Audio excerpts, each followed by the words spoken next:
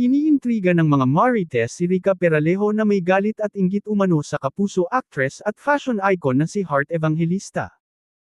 Nag-ugat ito sa isang social media post ng hindi na aktibong aktres, kung saan lantaran niyang binanggit ang pangalan ni Heart bilang example sa nais niyang ipunto sa publiko. Mababasa sa post ni Rica, para maging Heart E-levels ang ganda natin, is not only the Ivy ha. It is also those little unseen things. Yung hindi siya napupuyat kakaalaga ng anak, hindi siya nagluluto, di naghuhugas ng pinggan, hindi siya nagbubuhat ng mga bagahe, hindi natutulog sa substandard materials or places. In short, hindi siya nahihirapan like most of us. This is not a critique of Heart or celebs kasi work nila yan, na maging maganda. Pero dapat ilugar natin sa realidad natin, so we don't suffer from false comparisons, ang mensahe ng celebrity mom. Dahil dito, maraming nambash kay Rica Peralejo, at binanatan ang paggamit niya kay Heart sa kanyang post.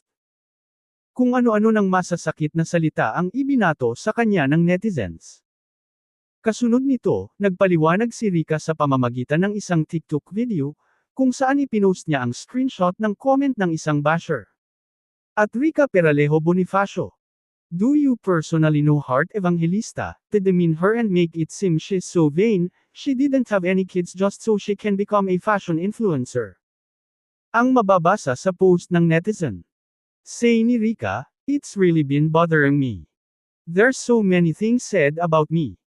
Ina-accuse ako na I hate Heart or I've been demeaning her. Say ng aktres, naiintindihan daw niya ang pangnanega ng netizen sa kanyang post, kaya inedit niya ito para mas maging malinaw ang nais niyang sabihin. But too late. People have started talking about it and accusing me of hating Heart. I don't hate Heart. I love her. She's been a friend from like way back TV days. She's one of the most amazing people I've gotten to work with, paglilinaw ni Rica. Patuloy niyang paliwanag sa nauna niyang post, what I was saying is that people like her, of her stature and celebs, and if you are going to compare it, to the life of normal people, we have two different reality. Yun lang naman talaga yung point ko na magkaiba yung reality ng isang artista, tsaka big name, sa isang common na tao.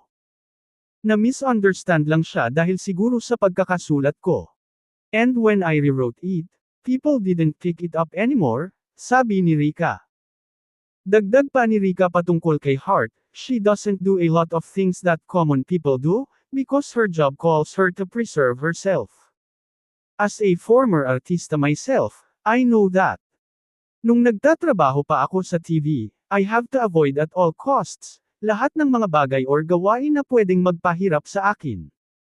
Pinabulaanan din niya na may sinabi siya tungkol sa hindi pagkakaroon ng anak ni Heart, matapos makunan ng ilang beses. Ani Rica, that's not true. Because I miscarried myself 3 times. So I know the pain, and I know how hard it is. In fact, the point of my message is we shouldn't compare. I just care that I don't hate her. Because I cannot. There's no reason for me to hate somebody like her. I can hate a lot of people but not her, saad ni Rica.